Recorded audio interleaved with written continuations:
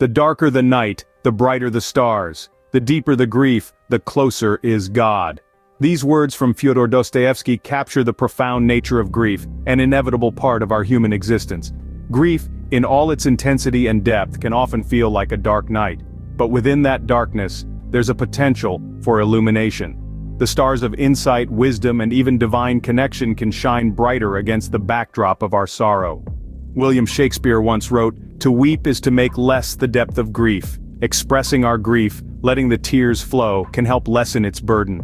It's a raw, authentic response to loss that allows us to connect with our deepest feelings, and in that connection we might find a path leading us closer to the divine, to a deeper understanding of life and love's profound mysteries.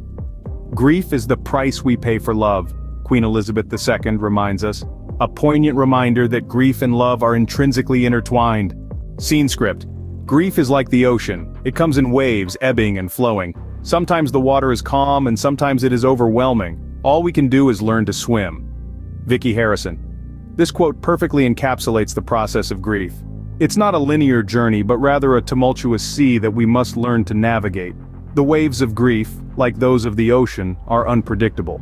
Some days you may feel like you're floating effortlessly on calm waters. Other days you may feel like you're being tossed around by monstrous waves that threaten to pull you under. The ebb and flow of grief mirrors our human emotions. We have moments of peace and moments of turmoil. And just as the ocean's tide is influenced by the moon, our grief is influenced by a myriad of external and internal factors.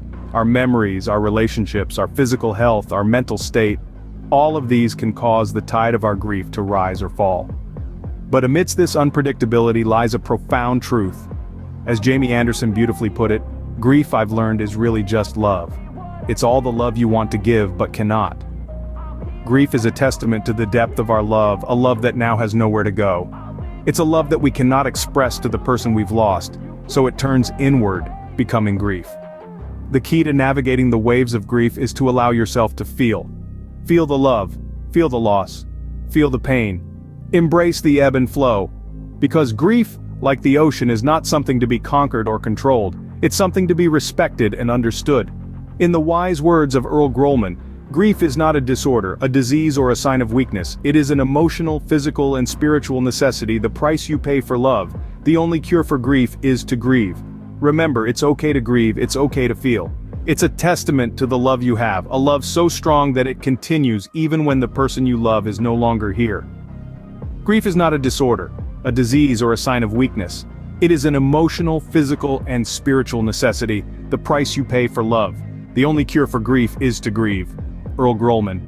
Grief is in two parts. The first is loss. The second is the remaking of life, so wisely observed by Anne Royfie. This remaking of life isn't about forgetting or erasing the pain. It's about transformation, about turning the raw material of sorrow into something new, something meaningful.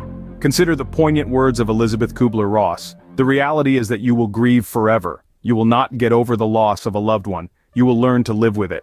This is not a sentence to perpetual sorrow, but a testament to the enduring power of love and the resilience of the human spirit. The pain of loss becomes a part of us, woven into the fabric of our being, reminding us of our capacity to love and to endure.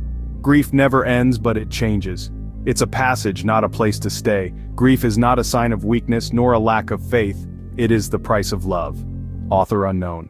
Grief can be the garden of compassion. If you keep your heart open through everything, your pain can become your greatest ally in your life's search for love and wisdom. Rumi. This profound quote captures the very essence of grief. It's an emotion that can seem overwhelming, yet it is ultimately a testament to our capacity for love and compassion. Grief is not just about loss, it's about transformation. It's about taking that pain, that raw emotion, and allowing it to shape us, to mold us into more compassionate, understanding beings. Earl A. Grolman puts it beautifully when he says, "Grief is love's unwillingness to let go." It's a poignant reminder that our grief is a reflection of our love. The depth of our grief is a measure of the depth of our love. And finally, as John Taylor so eloquently put it, while we are mourning the loss of our friend, others are rejoicing to meet him behind the veil. This quote encapsulates the essence of grief.